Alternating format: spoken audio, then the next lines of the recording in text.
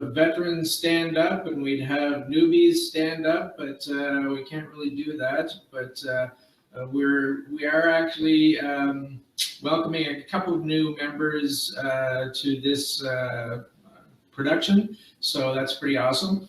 And did you want to outline what's going to be happening? Yeah, sure. First, real quick thing, I just want to have everyone post in the event chat just to say, hey, and that you can hear us and see us. You know, give me some sort of thumbs up that we're not talking into a void. That would be wonderful. Good idea. And I'm not saying another word until I see someone post, so that's on you. They're waiting just to make this anxiety filled. Okay. Thank you, Carlos. I appreciate the thumbs up. Awesome. Awesome. So okay. How's this going to go? How's this going to go? I wouldn't set our expectations too high, but I think we can pull it off. Okay. So how's this going to go? We're going to have 3 speakers. Okay, cool. You can hear me a little choppy at times. I trust that it's intelligible. Thank you. I love seeing the comments coming in. Perfect. How's this going to go? We're going to have 3 wonderful speakers tell us about some local charities. Okay. We're going to give them 5 minutes each. At the end of those 5 minutes, we're going to do some Q&A. So as people are talking, think about, you know, what you want to know that would maybe win favor, curry favor with your vote, so that you know that your donation is making the biggest impact to our community, and so that you have all the information you need to make that vote. Very good. And I wanted to, before we got into the main event, I wanted to mention the Male Allies program, the program that we funded last quarter. Over $11,000, so way to go, guys. Awesome, awesome work. We wanted to keep things simple, so likely if we are live in April, let's hope we are, we'll have them come and speak them as well. Perfect. One quick note on the questions. We are just going to use the event chat to keep that simple. Last time we had like a whole separate Q&A, got a little bit messy, so I tried to simplify things. I'm just going to keep all of the questions, comments, chats, all in the event chat for simplicity. When it does come time for voting, just underneath the event section is chat and polls. The voting will happen under polls. Very good. So, shall we? Shall we invite our first speaker? That'd be awesome. Now our first speaker is from Junior Achievement, and that is Karen Dulant. All right, let's bring up Karen. Hey, Karen, looks like we can see you. Excellent, that's great. I don't have your audio yet. You do have your audio. Fantastic. Do I? Thank Good. you, Karen. All right, so and we'll give you your 5 minutes. Wonderful. Well, thank you. All right, thanks, Karen. Thank you for inviting me to join you tonight. I'm happy to be here. Studies have shown that people with lower levels of education are more likely to struggle to find stable employment, they earn a lower wage, and they may face homelessness and food insecurity throughout their lives. They're also more susceptible to economic downturns and changes associated with the 21st century workplace. So what does that have to do with JA? Well, JA helps keep youth in school, proactively helping to combat unemployment, poverty, food insecurity, and homelessness. JA teaches youth in grades 3 to 12 about financial literacy, work readiness, and entrepreneurship. Working in partnership with teachers and volunteers, students learn about money and budgeting. They develop skills and attitudes required to be successful in today's workplace, and they gain the knowledge and experience that enables them to start and lead a small business. We don't receive guaranteed government funding. We don't receive any United Way funding. We rely on individuals, corporations, and community foundations for most of our support. Our programs are offered free of charge to youth across the region. Tonight, I'm here to request support for one of our elementary school programs called A Business of Our Own. This program is delivered to grade 6 students and teaches them how to start a small business. Not only does this program spark their entrepreneurial spirit, but it also develops their financial literacy skills. During the program, students set goals for their business, They learn the 4 Ps of marketing, which if you don't know are product, price, place, and promotion. They develop a business plan and more. In addition, they learn how to assess financial options against their goals, preparing them to make smart financial choices for life.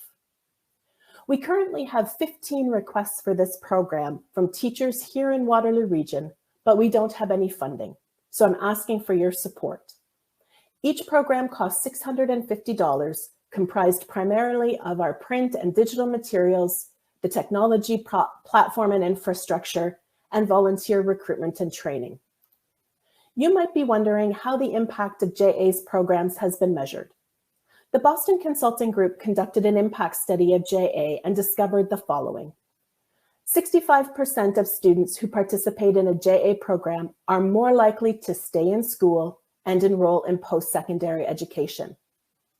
They have an average income 50% higher than non-alumni. They're 25% less likely to be unemployed and are 50% more likely to open their own business. Your support will help to create the next generation of financially competent leaders and is a proactive way to combat unemployment, poverty, food insecurity, and homelessness, creating a thriving community for everyone. Thank you.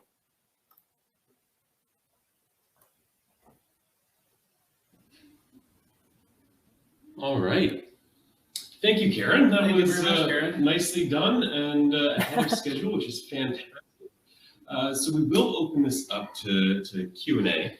I loved hearing a lot about that. What was the percent? It was 60-something% start their own business? Or more than 50%. More than 50%. More than 50%.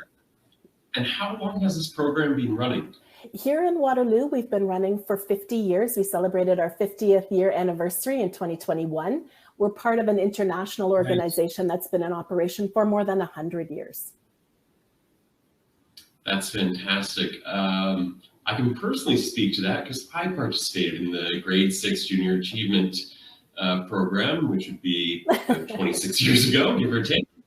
And lo and behold, there you go. I've got a business. Positive. So I think promise made, promise kept. Exactly. So John's asking, how is this program impacted by virtual learning? Great question. So normally JA programs, I'll say pre-pandemic, they were delivered with volunteers in a classroom with the student. And then of course the pandemic hit, schools closed, we weren't able to run any kind of programming classes, volunteers certainly weren't going in. And so we now have digital versions of all of our programs that teachers can access and they can work through. But we've also found ways to engage volunteers still. It's such an important piece of the program to have a student, a young person, see someone who's been just like them and they've gone on to post-secondary, they've maybe created their own business. Even just talking about how you manage your own budget in your household, that's so impactful for students. And so we now use virtual platforms, whatever the school happens to use, often it's a Google Classroom, to allow those volunteers to still go in and impact students' lives in a very positive way. Excellent. I'm not seeing any more questions coming right now, so. Any more questions? Any last people want to jump in there? All right. Well, thank you, Karen. We will thank you for your time, and we will open this up to Jeff. Yes. Do you want to do that introduction? Thanks, Karen. We'll talk to you soon. Bev is next. Bev is next. Yes. All right. So Bev will get you ready here momentarily.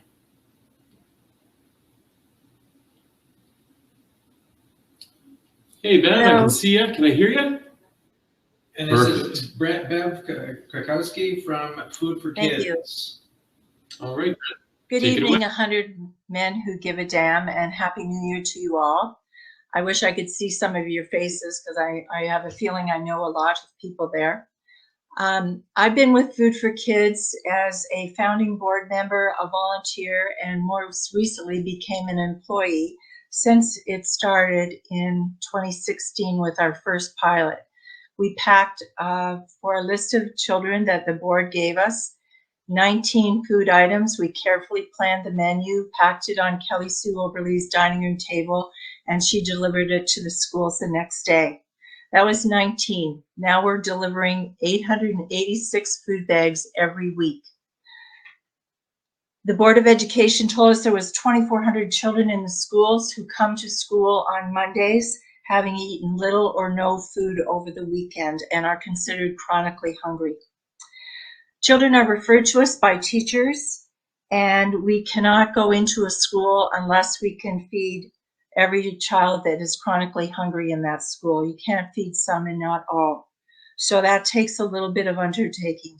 We interview the families. We make sure that we know that if there's microwaves, if they have allergies, where they're living, a little bit about them. And we feed them every week and every day during school breaks. March break is coming up, and that's a looming $30,000. It costs $10 per bag per child per weekend, and that's about $1,000 a year. And probably this year it'll be closer to $1,100 with the cost of food going up. We feed the children that are 1 year old to 14-year-old in the family, because we can't feed the kids that are going to school and not the kids that are sitting at home, because they're bringing that food home.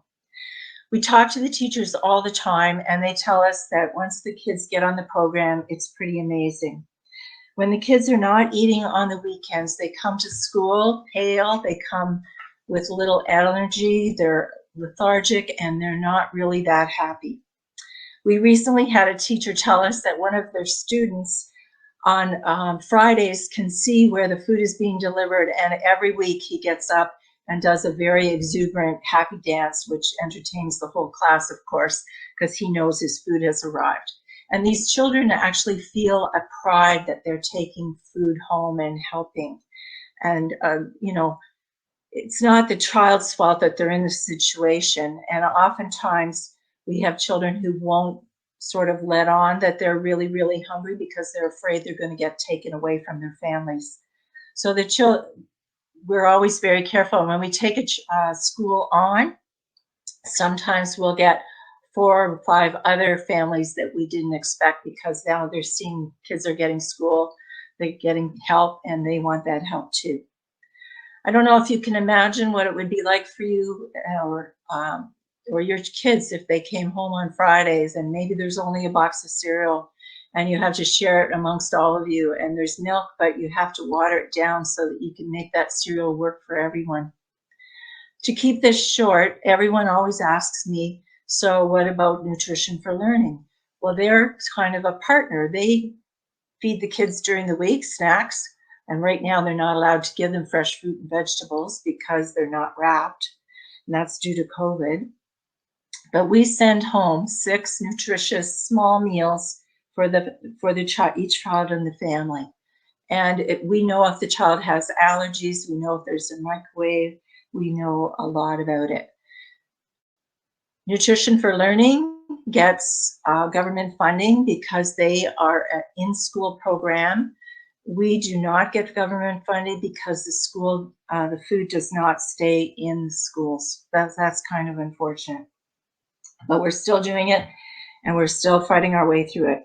Every Friday morning, 21 volunteer drivers who do not get paid mileage line up, pick up 886 bags of food, and deliver to 49 schools in our region now. We have a goal of getting to 1,000 kids by June, and hopefully we'll get that there.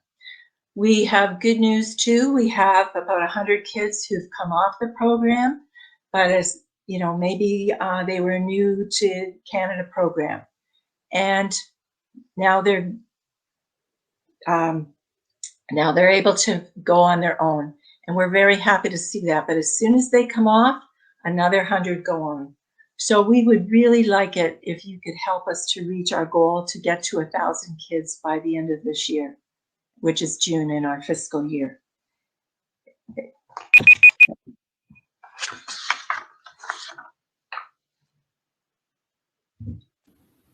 Thanks, Bev. Thank you very much, Bev. Perfect timing. 5 minutes goes so fast. There's so many things I want to tell you. Well, how about we open this up to some Q&A, and they'll give you some opportunity to tell us a little bit more. So while we're waiting for some questions to queue in, so reminder guys, we're using the event chat for the questions. So please make sure that you're using that to type in your questions for Bev, and we'll start receiving those shortly. Sorry, I did jot down some things here. So I might have missed that. Where's your fund? Where does most of your From funding come fundraising, and we did get a Trillium grant, and that helped us out quite a lot. But mostly it's local people trying to help our local kids manage. And it's amazing how many people in business who kind of grew up and understand this situation, and they want to help.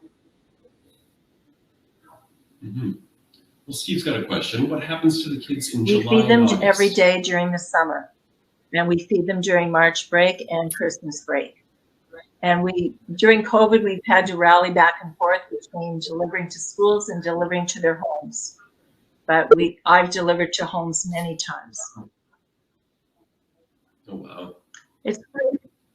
How many volunteers are typically? We actually have 850 volunteers, but on Fridays, the delivery guys there's 21, 26, and usually there's a partner that goes with them. And we have pack nights on Thursdays at 1 o'clock. We have 2 teams of 16 people. We pack halal food, we pack allergy food, and we pack regular food. And then at night often companies come in and do a team pack at 6 o'clock, and we hope we're out of there by 8. And that gets the 886 bags ready for Friday morning delivery.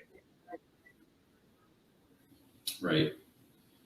Part of those pack nights, I know I've participated in them a handful of times through, different kind of like team building sorts of exercises through a couple different organizations.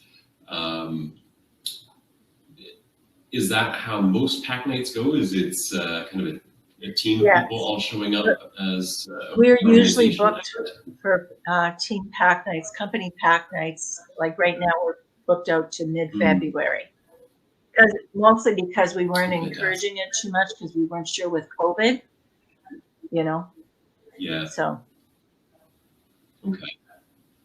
Braden is asking, how does your work align with the work the food bank does? A lot of our families cannot get to the food bank. We have a lot of, single moms. It's not a convenient location, and the food bank doesn't give them always what they need.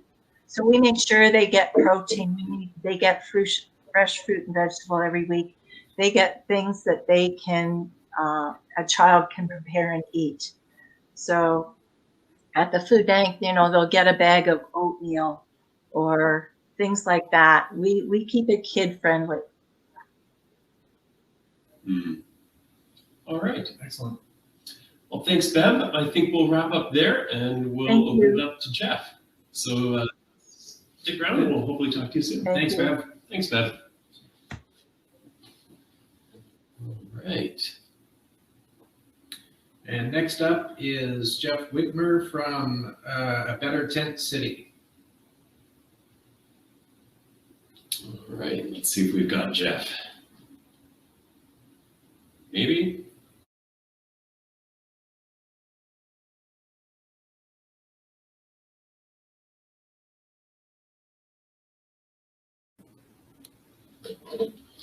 All right. Yeah, so, we're down to 2. We have the Junior Achievement and Food for Kids are being considered. And the poll? The poll is open. So we are going to go ahead with proceeding with voting between the 2 charities that presented tonight. So if you could head over to the polls, which is just underneath the event header, you should be able to find that and start voting. So we'll give you all 1 minute to cast your votes for either JA or Food for Kids. Thank you. We'll be right back.